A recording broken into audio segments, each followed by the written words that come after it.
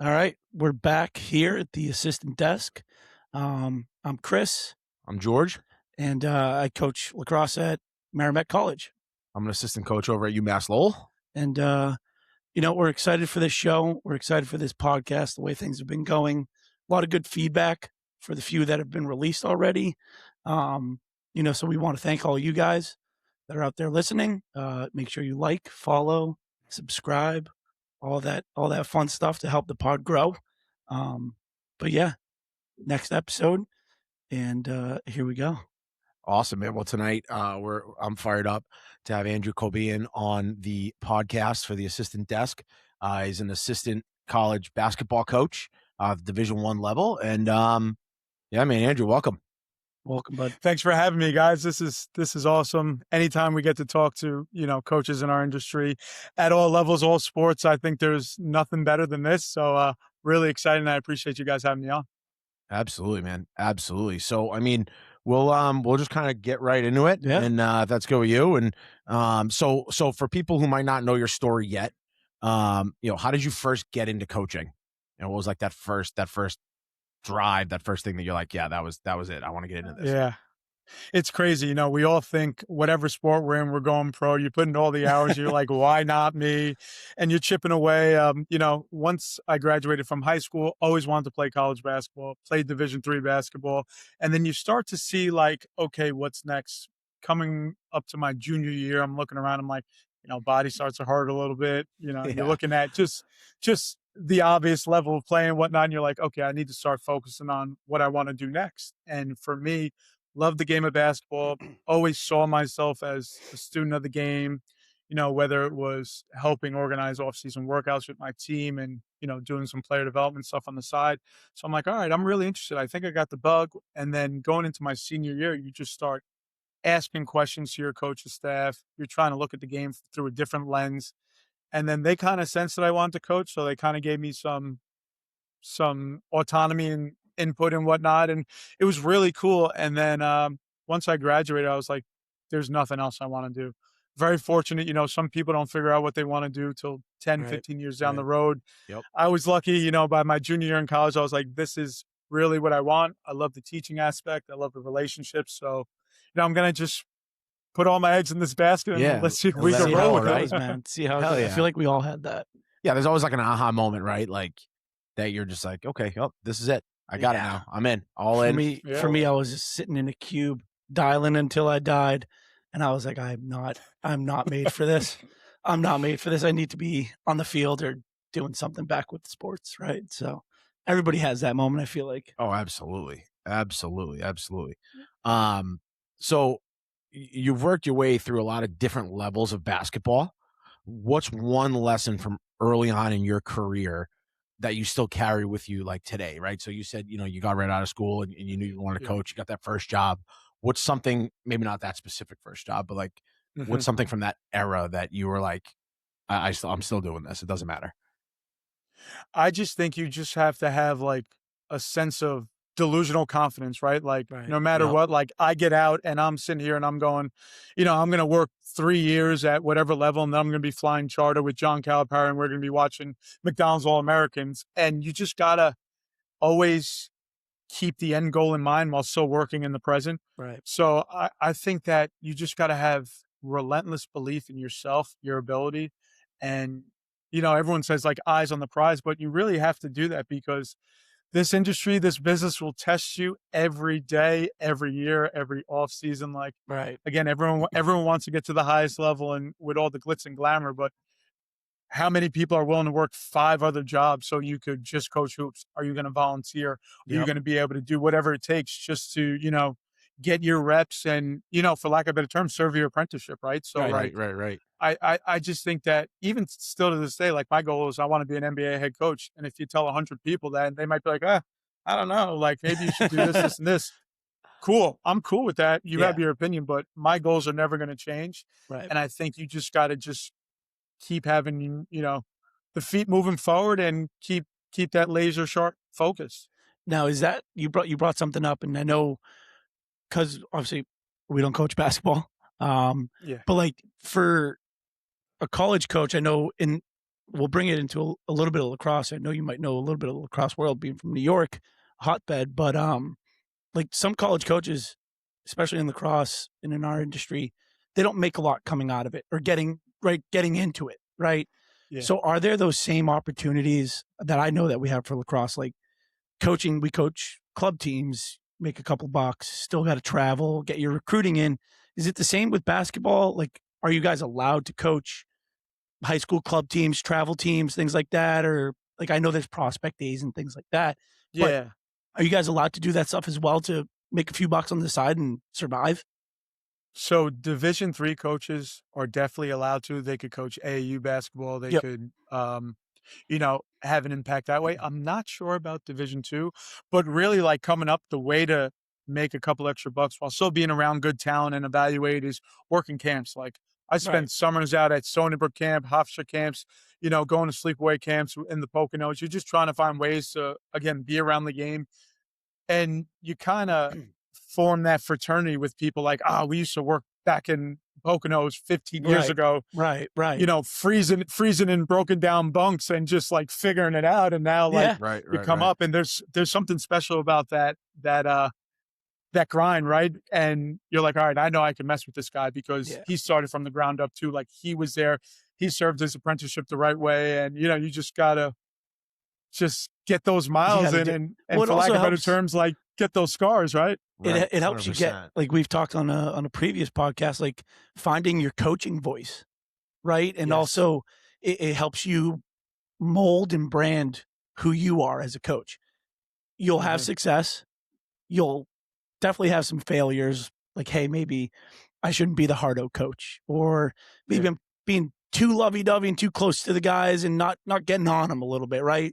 So I feel like Mhm. it gives you that opportunity to really find your voice and also like make relationships, make connections, Yeah. because you never know. You might be standing next to the guy or working with the guy that is going to be the head coach in the NBA someday and might give you a call. Exactly. See, that's a great point. Like, one, getting your coaching voice, I think that is super important. Just to Right. have that confidence to speak in front of people. And I think I was fortunate enough at a young age where I was working camps while I was still playing in high school at like 16, 17 years old, where I was able to like lead drills and stuff like that. And all that matters because Yes. naturally you're just going to gain confidence. One, and two, you talk about like working alongside somebody. You just never know where people are going to At end all, up man. or what kind of luck they're Absolutely. going to Never know. have. And like you're always being evaluated. There's guys that I've worked with that like, I'm really cool with sociably, but Yeah, like yeah. you just see an evaluator like, I don't know if I could hire that guy because Right. maybe he took some shortcuts, or I'm definitely hiring that guy no matter what. He woke up and did the 6 a.m., early bird special Yep. station with me. Like you just never know who's watching. And like, Correct. just like we're always evaluating players as coaches, we're always being evaluated too. Like Absolutely. you gotta always be sharp and be on point because you only get one chance to make a first impression. Yep. And then it's really hard to change after that, like how people view you. So again, like you're always going to be watched. And for like guys like us who do things the right way, I'm excited about that. Like Yeah. I'm Yeah, sitting there bring it going, on, cool. right? Yeah. It's another yeah, challenge. It's another challenge. Yeah, Like you got to exactly. you got to coach And these kids.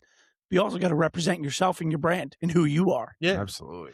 And Absolutely. like, it's funny, like you can only like be in the honeymoon's fake it stage for so long. Eventually, like I was get gonna the called out dream's going to quick. rise to the top, and who you are is who you are no matter what. Yep. So, Amen to Yep. that, if you're man. trying to put on a front, like people are going to weed that out anyway. That's why like you just always got to operate with good intentions, like not looking over your shoulder, like, oh, how can I get the next opportunity?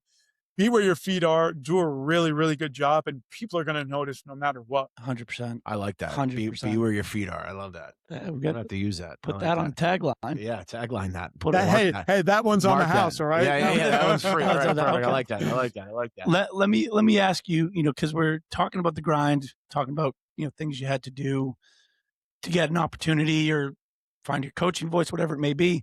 What's something that people kind of misunderstand about an assistant coach at the college level?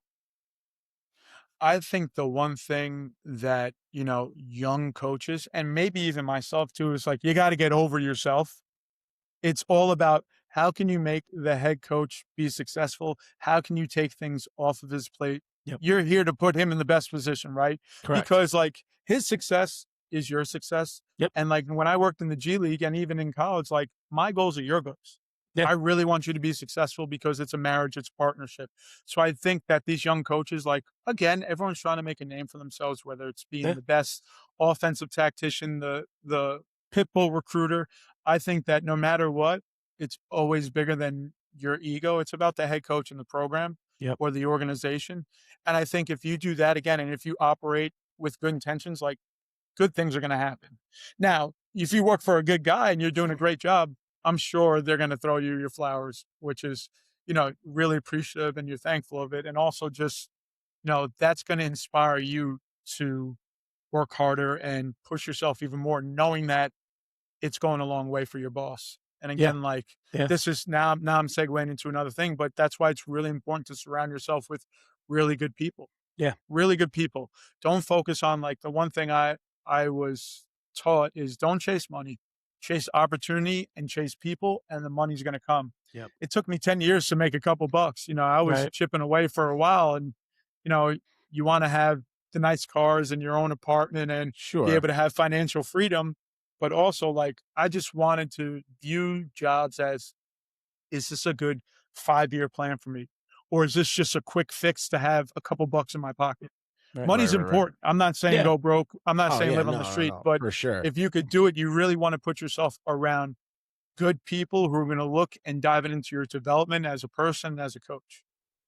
That's deep, but that's the I mean, truth, though. absolutely. Yeah, like I mean, that's really like and- my best advice to people. And like that's the hard thing people got to hear, or anybody that wants to get into it or whatever. Like we've joked about is you just got to check your ego at the door. Yeah, every single Have day, to. man. You got to leave it there. You got to and- check your. It's not about it's not about like that drill you ran or you had this set play or you found this recruit. The program Yeah. found the recruit. The program ran the play. Like you have a part in it, and that's great. And like you said, you'll get your flowers.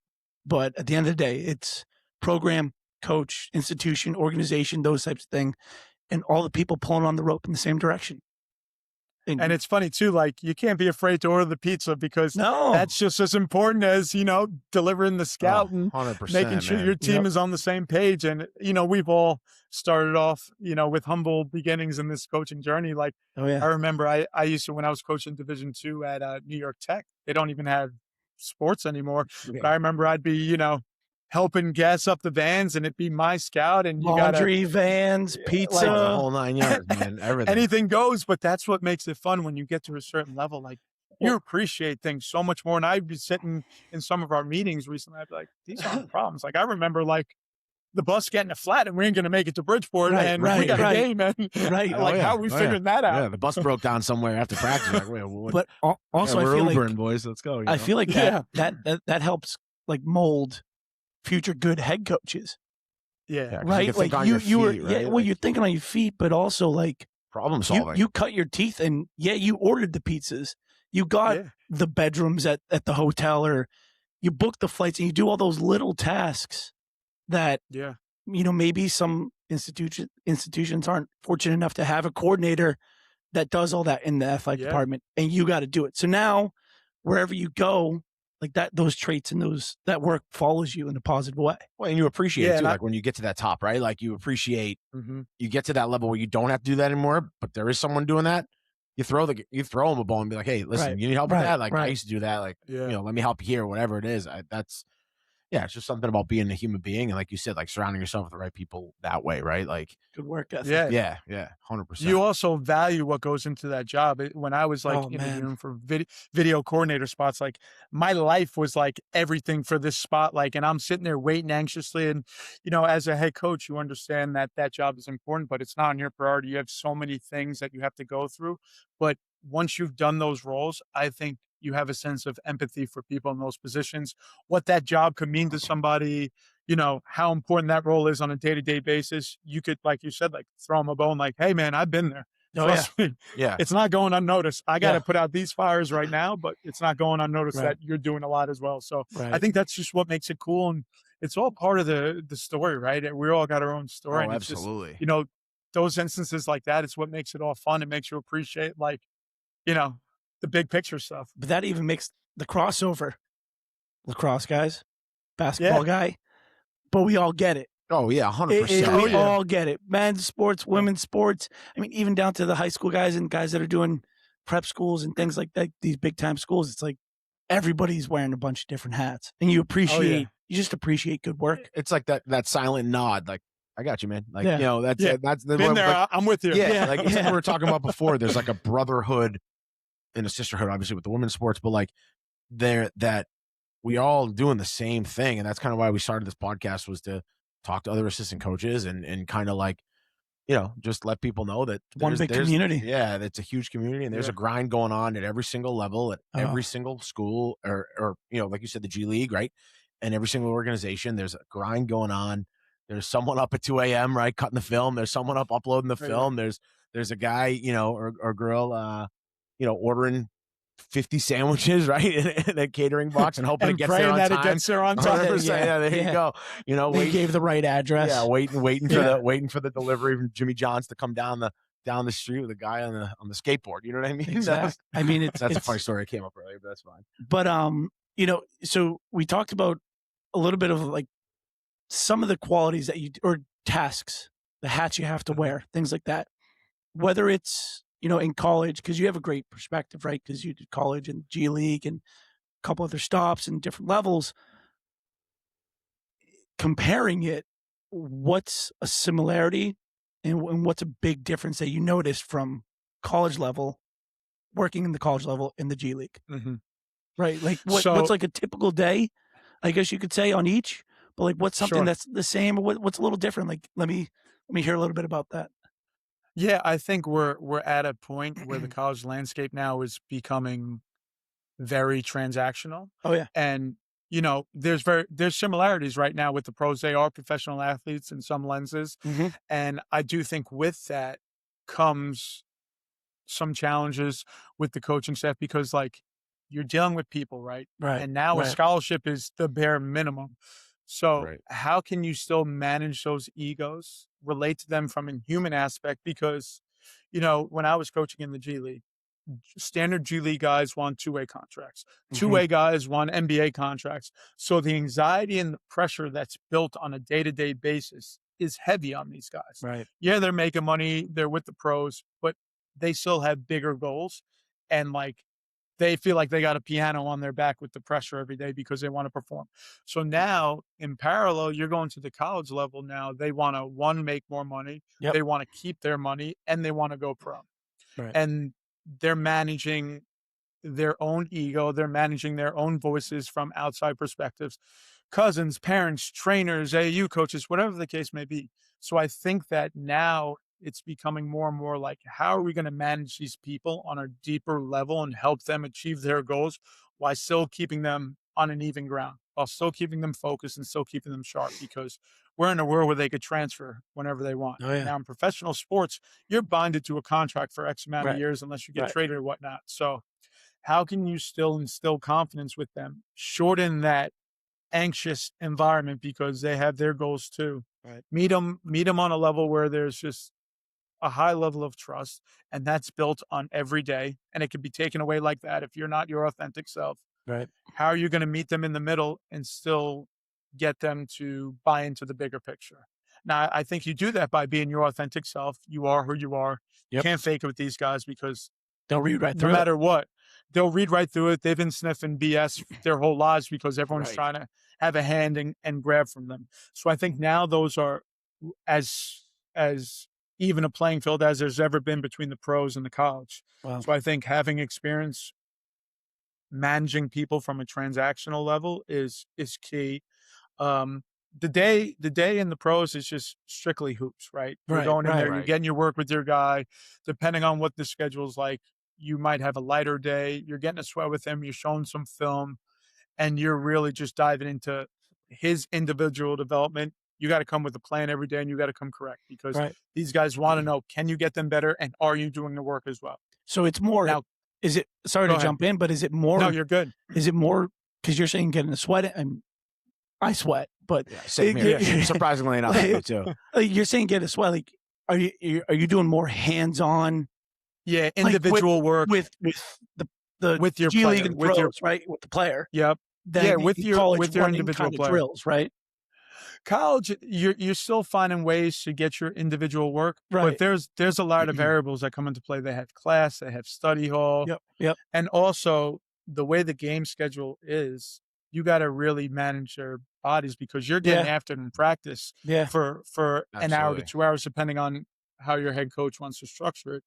And the pros, you got a limited window to maximize this guy's ability that day and get him feeling good and in the best headspace. Right. Because you might go on a 4-game road trip where it's bang, bang, bang, bang, including travel. You want to And make sure his all body's those as fresh. factors come in Yeah, and on that everything's one coming in. practice, right? Correct. You want to make sure that you're maximizing it. Maybe it's a maintenance day where he does Right. some light shooting, sees the ball go in. Maybe you could get after him a little bit where you're like, for lack of better terms, like bumping and grinding Yeah. and, Yeah. Yeah. hit the pad and whatnot. And Right. then it's less film. Some days it's heavy film. You could be working out a guy and medical could come up to you halfway through and be like, yo, he's He's reached done. his, He's done. load management. He's done. And we got to get him ready for practice. And And you might not I have think even hit all the things you wanted. yeah, so you gotta come in with a plan and you Wow. gotta be really sharp in how you're gonna maximize that 15 to 20-minute window, Wow. being on par with medical, with your head coach, and with your player exactly what you're gonna work on. Wow. But That's that's what wild. makes it That's crazy. really cool. Like the individual development is something I enjoy a lot, and you get to really dive into it in college. But again, like Right. during a regular school day, they got a lot of moving parts. Right, Sure. right, right. The pro stuff, you're fully That's it. diving in head first and trying to really get them to be as sharp as humanly possible. So one thing I had another question planned, and you kind of were talking about it a little bit. What is the biggest difference between recruiting a player and recruiting people? Because you were saying you're, Yeah. managing the people, managing hmm whether manager, whether it's, AAU coach, whoever it may be, right? Like how do you manage all of that? Because now, like we will recruit, a young man. His parents obviously have say. They're going into college hmm young. You've done that side, right? But I Yep. feel like basketball, there's lack of better terms, like an entourage. Like like there's so many people that are influencing them Yeah. or want to hear what you have to say Yeah. to get them This to is a that really spot. great question.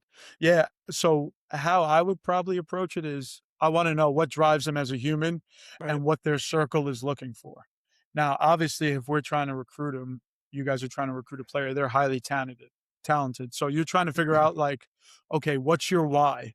And hmm how can I put myself in the best position to present how we could help you achieve your why. Yeah. Now, there's many different ways people learn and what drives them. Like if a kid is driven by numbers, contracts, analytics, I'm going to pull up a player from the pro side that I think he could get to, show his salary, show his numbers, and how we're going to have a plan of attack to achieve that. Right. Wow. And now I have him hooked, right? Because Wow. that's what drives him the numbers. He sees that there's a well thought out plan. And if that's what drives him, I'm sure that's what he's talking to his people about. So how can we present that in a way that our situation is going to be the best situation for him? And we have a plan of attack that's well thought out for him to achieve those goals. Wow. Now there's going to be some ugly, there's going to be some growth, there's going to be some challenges Right. in that. Right. And now I find out, are you up for the challenge when I find out how much you really care about your why? What's going to drive you? What's your motivation for this? And here's how we're going to help you achieve that. Now, if a player wants to just make the NBA or make the pros, that's great. We're going to have a player development plan mapped out for you, exactly why and how and what we're going to do to get you there. Wow. And we're going to show comparisons of players that we've worked with in the past that have helped achieve those goals and why we think us as a coaching staff could really put you in a position to be successful. And it's the same thing with free agents too. You're recruiting Right. them as well to try and be like, hey, you want to hit this number? You want to hit this contract? You Come want to on be down. put and used in these situations with your skill set? Here's how we're going to do it. Wow. And then I think the last thing too is like, if the player values, everyone wants to be around good people, right? Right. Everyone Right. wants to be Right. around somewhere that's going to be called a home. Like I'm a people person. My one guarantee to their family and to the kid would be like, I'm here for you 24/7. Yeah. Whether that's I'm coaching the NBA, the G League, overseas, college, no matter what level, like if I'm your guy and I'm your coach, your PD coach, or if I'm recruiting you, like I'm going to be here to help you navigate through all these times. Like Wow. that's my commitment to you, because I don't take lightly your family trusting me, you trusting me with your future, you trusting me with your development, and you trusting me with just how I operate from a moral compass and how I am as a man Yeah. and my values. So I take a lot of pride in that. And, what I would say is we're going to have a lot of truth and transparency. It's going to be some tough conversations. Right. And Right. just know that my intentions are always going to be pure. Just know that's that. And it's not always going to be pretty. You're not always going to like what I have to say. Yep. But like Yep. my You're promise gonna to you tell is them the my truth. intentions are always, Yeah. because Right. I need you to be successful. Yeah. Especially if you're my recruit, I need you to do well. Especially Right. if I signed off on you, whether it's like we should draft him, we should sign him. Like it's on me if I'm really pushing. So I'm going to So make sure I'm turning over that's even more added weight added weight for to everybody. But to both people, yourself and yeah. the recruit. Wow. And I think how you help navigate that with the player is like you take on that ownership and say, yep, just worry about what we're teaching you, worry about what the head coach wants, worry about what the front office is looking for. We'll take on that pressure. Just show up and work hard, man. We're going to figure it Play out. ball. We're I going to love figure it that. out. I Play got you. ball, man. We got Play you. ball. You know what I Yeah. mean? Yeah. So No, that's a great way to look at it, though. so you said, player development, coached specifically, for that one player and all that, and then practice and all that. So what is like a traditional staff at the Division I college level? Like, because so with lacrosse, it's, you have the head coach, you get the two coordinators, you get a third assistant. Sometimes you have a director of ops, sometimes you don't. And, that's divvied up Yeah. like we were talking about before, Sure. amongst a million guys doing, all four guys doing something.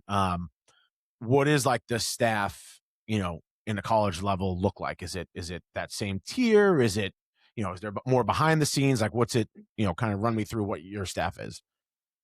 Well, the really good staffs I've been a part of is everyone's like a Swiss Army knife. We've all worked Yeah. at different levels. I think that coordinators are very important, and I love it. I was a coordinator this past season. I was on the offensive side of the ball, but if you're a coach at heart, like you're studying how to beat the defense and you're also learning about the defense, right? Like Right. this gave us a lot of trouble. So here's how we're going to counteract that. And as you're studying, you're building your own portfolio because you're like, if I ever get an opportunity to run a defense, I like this, this, and this. This is what Absolutely. gave us problems on the offensive side of the ball. So I think like really good staffs, everyone is interchangeable. Everyone has, a learning mindset. They're students of the game. Everyone has honest and authentic input. There's been staffs where everyone's just an assistant coach. I want everyone to do everything. You're going to have a hand on player development. You're going to have a hand on offense, defense. The scout is fully yours, where you have full autonomy, what we're doing, how we're guarding, and how we're going to score. It's just how the head coach wants to structure it. Now, again, too, like you're walking into these meetings, like if I'm on the offensive side of the ball and a defensive coach has a suggestion for offense, like you got to be open to it and you got to listen absolutely. because you're going to learn, right? Regardless. Like I think the people who get stuck in like, this is my baby and no one can touch it, I think that's when you have some issues. Yeah. Well, that's but part, again, that's part of the checking the ego at the door. Somebody's trying to help you out. You're all trying to win the game, right? Exactly. And I've been really fortunate. Like every staff I've been on, it's been an open and honest dialogue, which has been great, which I've been fortunate that it's helped me grow as a coach. Yeah. And it's also, again, like gave me the confidence to be like, hey, I think I have a good idea. Like, not saying we got to do it, but here's what I see here. And, maybe it sticks, maybe it doesn't. But I do think that being in those rooms and having a voice is super important. And I think the people in that room allow you to have that confidence. So again, like that's a long-winded answer, but you could structure it however you want. You could have an offense and defensive coordinator. You could have on a staff where 3 guys are recruiting and 2 guys are just strictly doing player development and hoops. Yep. But again, like the best staffs I've been on is everyone is really interchangeable. If you're going recruiting on the road and you're the offensive guy, like I could plug and place and help you out. I got you today. Do your thing. Go see your recruit. Make sure you're checking those boxes. How can I help? Or you need help with your scout. I had him last year. How can I add value and take some stuff off your plate? Like, I think that's what's really cool about our business and our profession is like when you're around really good people, it makes it fun. Like, I'm like, you need me to take your scout? I got you, dude. Yep. Like, you're my guy. And I know you do it for me. Like, let's go. I don't care. Help each other out. Yeah. Help each other out. I love that's that. what makes it fun when you're around like-minded people. Yeah. I love What's that. like, again, you've been at different levels and doing this for a while, right? what's like a coaching philosophy that, or how when you look at your coaching philosophy, like what's changed over the years? Because like we're all growing, we're all learning, like you Yeah. said. Like, how has your philosophy changed, your style changed? And was there a reason or something that made you go, I got to do this? Yeah, I think that when you're trying to build out like how you want your team, how you want your style of play to be, I think, starting off, you're like stuck in your ways, like, I love this and Right. this is going to work no matter what. And Right. then you're in the business a couple of years and you're just like, it Scratch ain't that. about me. Yeah. I need to do whatever's going to put my players in the best position to be successful. Yeah. So, regardless of my beliefs, like, again, you always want your guys to have a great attitude, have great effort, and be flying around and really enjoy the game and play hard. I think if you create that environment, that's naturally going to happen. Now, when you're seeing this, you can't be like, no matter what, this is who we are and this is what we're going to do. Yep. You're not putting your team in the best position to be successful. If you have two dynamic bigs and they both need to be on the floor, well, you're going to switch your offense to make sure that they're both on the floor. Right, And right, you're right. going to Yeah, find a yeah. way to make sure defensively, like whether it's playing zone or whether it's playing some funky type of defensive scheme, you're going to make sure that those guys Yeah. are going to be there. Now, if you have five dynamic, interchangeable players, you're going to make sure your offense is free flowing, read and react, Yep. just teaching them Yep. how to play in certain concepts. Like, you just got to be able to adapt. So I think my answer to that would be like just having a growth mindset and being always able to adapt. Yeah. It's not always going to be perfect, but finding a way to figure it out because we're here to serve those players. Like, that's it. We're here to Yeah. put them in the best position to be Yep. successful because their success is going to be your success. So how Yeah. can we do that to the highest level? It's adapting to their skill set. Correct. So I kind of take that as like the way I always look at it is, you coach the team you got.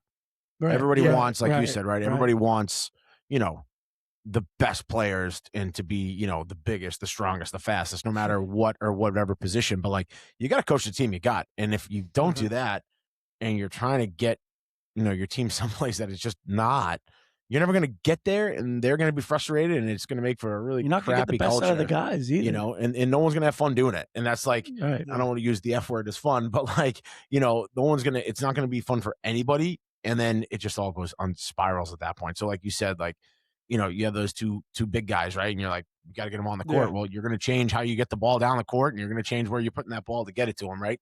That's Exactly. my naive hoop knowledge, but like, the hey, dude, you're hired. I love yeah, it. That's yeah, yeah. as simple as it no, gets. but you know what I'm saying? Like you got to coach. If you saw him trying to hit a shot, Oh you'd no, think, yeah, you'd think I'd be differently. fired real quick. But the I got that credit card vertical. I just get up just enough to get a credit card under there. But but you got to coach to the team you have, and if you don't have those guys and you got short, fast guys, then Yeah, you got to adapt. you adapt and overcome. But that's one thing that I heard a college coach say that you coach to the team you got, and I've never ever forgot that in all my years of college, of coaching in general. Like you coach to the team, and really it goes with anything you do, right? Like no matter if you're in the business world, you lead the team you got. If you have a sales team of like people that just don't have it, well, you got to get them there, or you got to coach to what they can do and go from there, and Fill in lead the them that way. gaps. Yeah.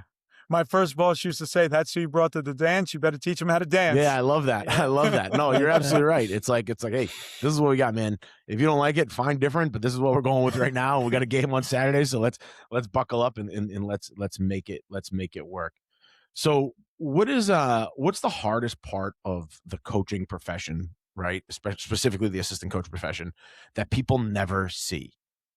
They always see, the game on TV and they see it on ESPN and it's all going, either you're winning, you're losing, it's a shootout, whatever it might be. Mhm. And, but what's the hardest part of the profession? Like we talked before we started the podcast about like, getting in last night at like 11:30 at night after recruiting, right? Like, people don't see that. And like, what is it in the basketball coaching profession, the hardest part that people don't see? Well, I think in general, it's just like the sacrifice that we as coaches have to make because we love this, right? This is only thing we want to do. We're diving into it. Like we're pouring everything into this game and our team, our players, our staff. Absolutely. I think people don't realize how it affects everyone else in your life. Yes. People who are married, your kids, serious girlfriends, family, like for us, a lot of times we have to pick up and move at the drop of a hat if it's a really good coaching opportunity. Right. And Right. that affects the people in your circle, right? And again, like you're pressed with a decision that you know that this is really good for my career, but how does this affect the people around me? That I think like people think it's just show up on game day, show up for 2 hours for practice, you're in and you're out, like non athletic people. Right. When you're in there from sun up till sundown, there's no, punching a time card. There's no, hey, I did my 8 hours today. Yeah. I'm Yeah. good. Yeah, There's I'll no see. 9 to 5. No. There's no No, hour. there's no There's no hourly, schedule Yeah. to it. It's all day. So I do think that the sacrifice, the amount of hours, the commitment, when you're first coming up, like, hey, is this really for me? Because you're chipping away, chipping away, chipping away, and you're still not catching that one big break yet. And it's going to push you. It's going to challenge you.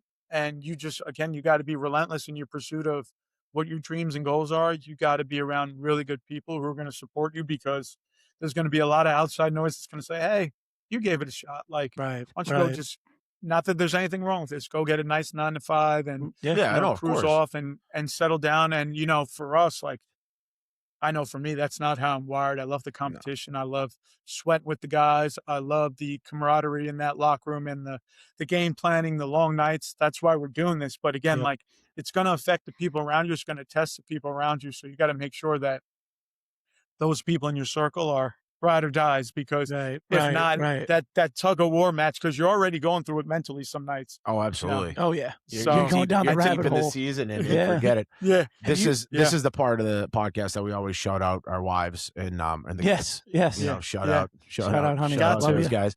They're that's- really the real MVPs. Like, no lie. Like, no 100%. your man. support system is everything. Absolutely. And again, I don't think they get enough credit too. So No. shout out to all the wives and family members and friends that, you use as a soundboard after a long night or a Right, tough loss, right. or, or a Right. celebration after a big win. Yeah. It's exactly. definitely, this is the part that and that question, it always brings that support system up, and this is, like I sure. said, this is the part of the podcast we like to shout And that I out. feel like there's a lot of like I remember meeting some people.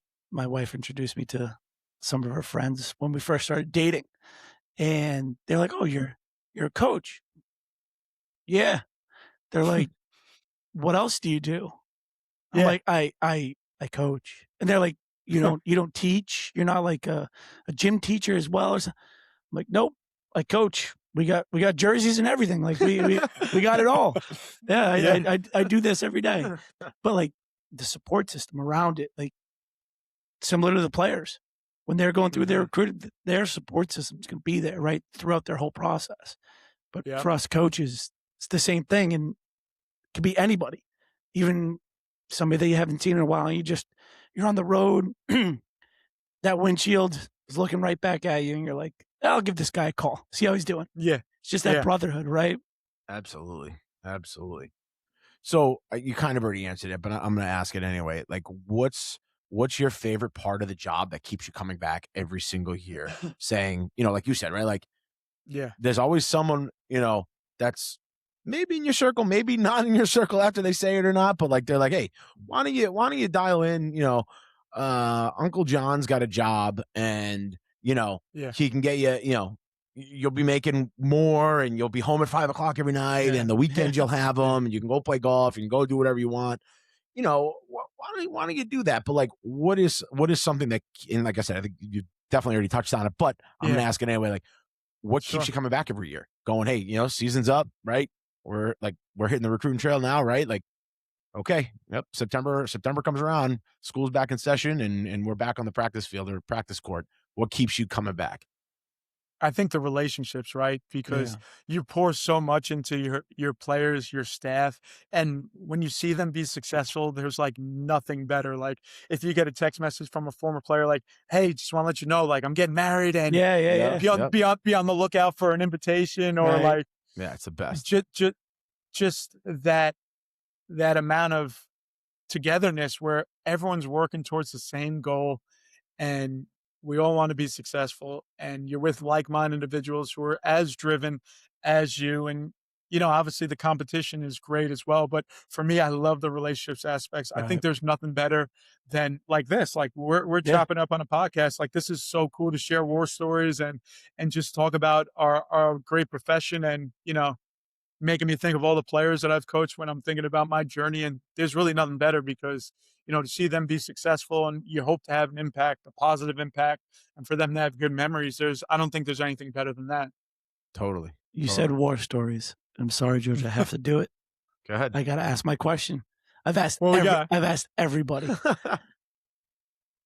Don't go to a dark place, but I need to know what's a game. I got a great one for you. What's a game that keeps you game. up at night that you're like, damn, like a loss that keeps you up at night. And you're like, if we could go back and hit that one shot, or I don't know, what's a game that loss keeps you up at night, and then what's a win that you still randomly think about? Wow.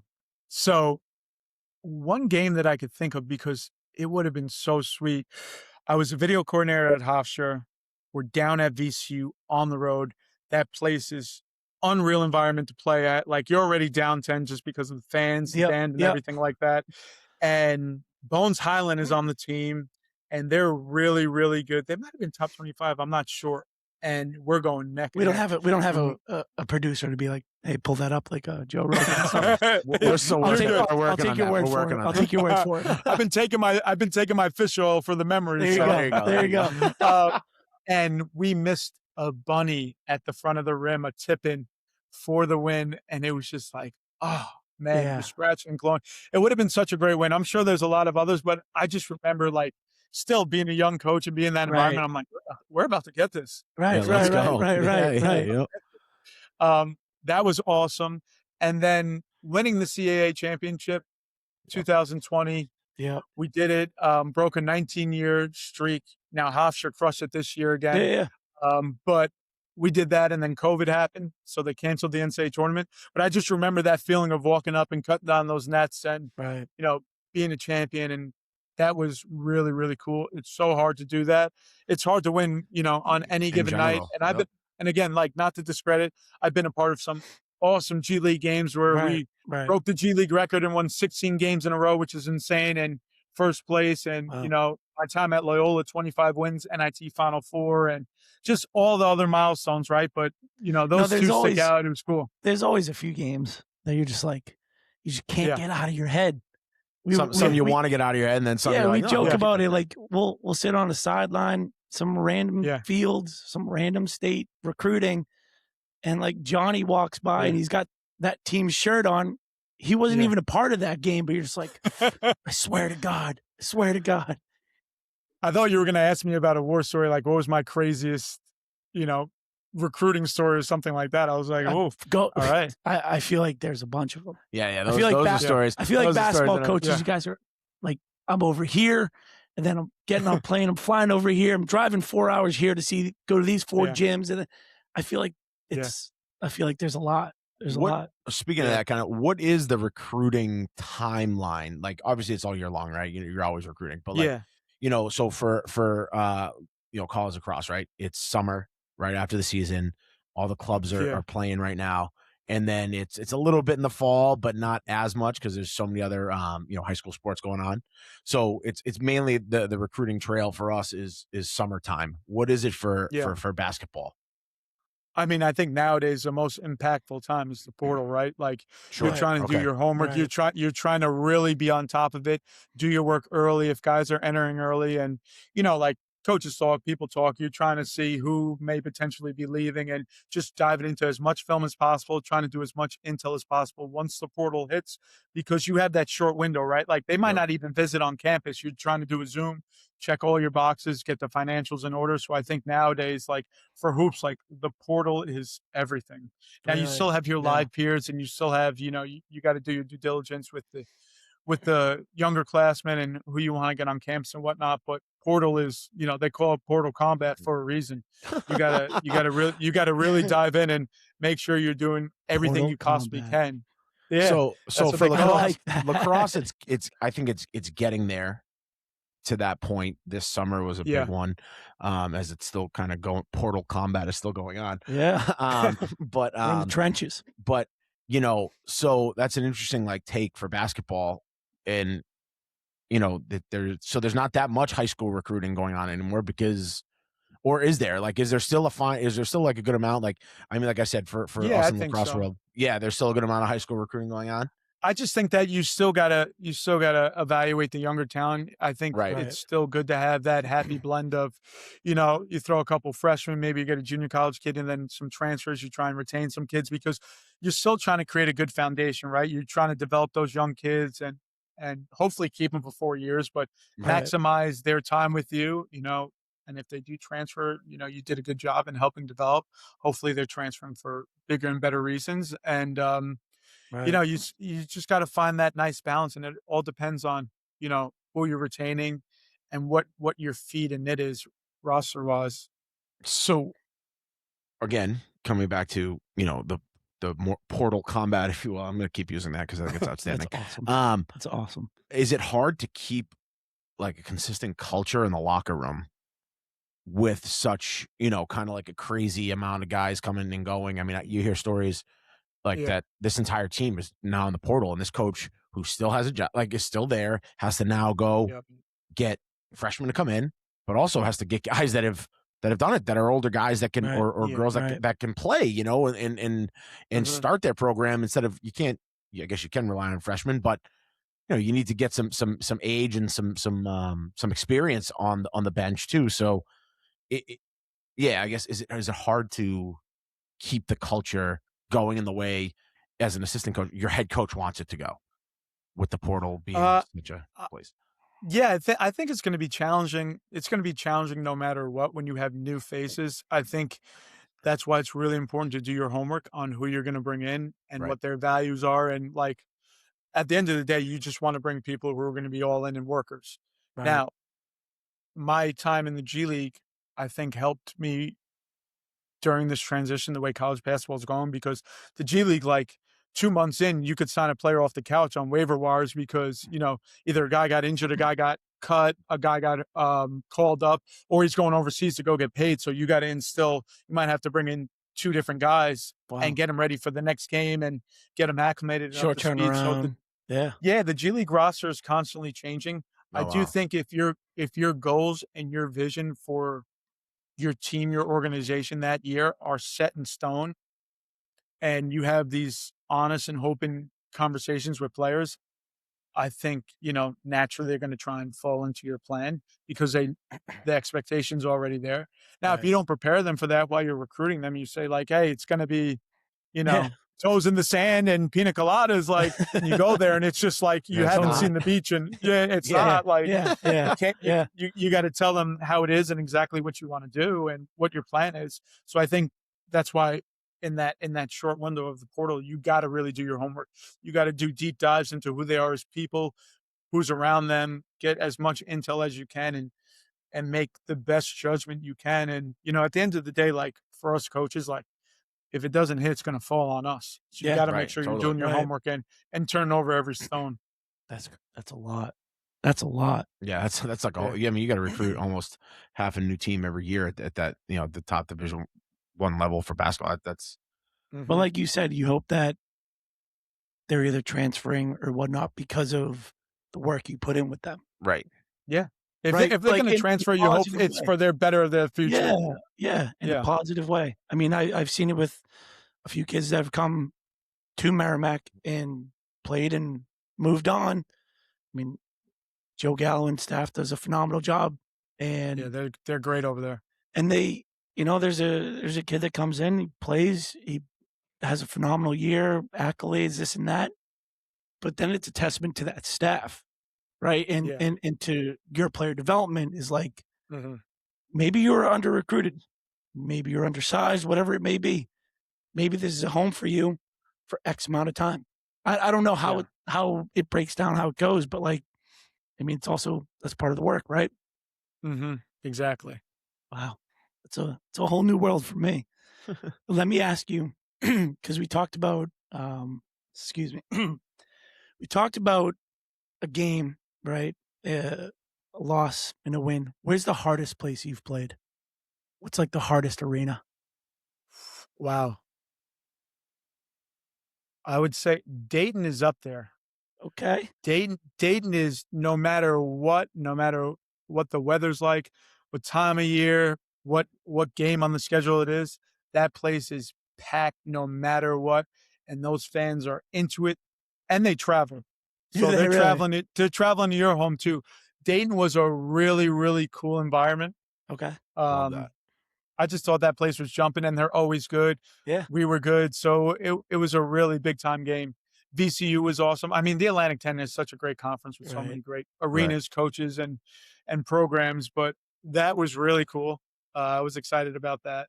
And when I was coaching in the G League, Rio Grande Valley was phenomenal. Really? I don't know Really? what they were giving away at the game. Right. They packed it out, but that place was a Bobblehead night or really, really something, cool right? environment. Oh, Yeah.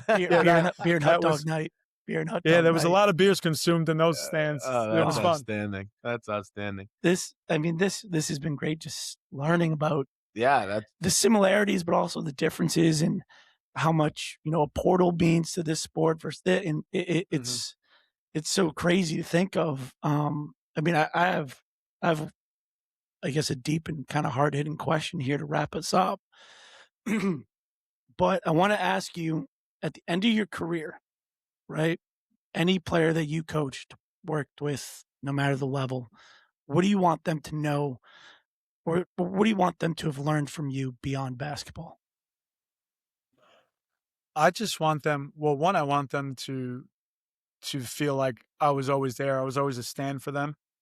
That I had their best intentions, and if they learned anything from me, I would hope that there was just a level of humility and hard work, Right. and just being authentic to who I am and sticking to that, regardless of if times are really, really good or times are really, really bad. You still got to be the same person.